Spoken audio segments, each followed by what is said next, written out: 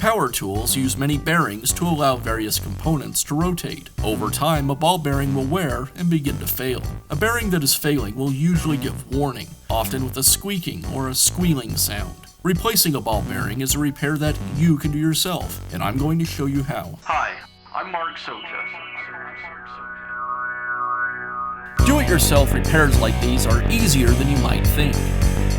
From lawn machines to cordless drills, kitchen mixers, Outdoor grills.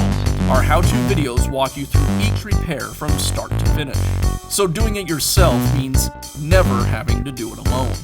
Let's get started. I'll begin by removing the screw that holds the guide bearings to the bandsaw.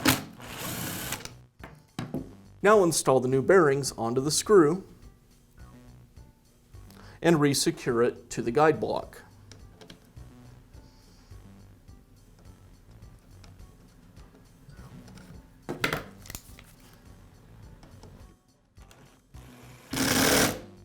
And that's how you can install new ball bearings on your power tools. Be sure to check back often for new videos and expert advice. If you found this video helpful, give us a thumbs up And leave a comment.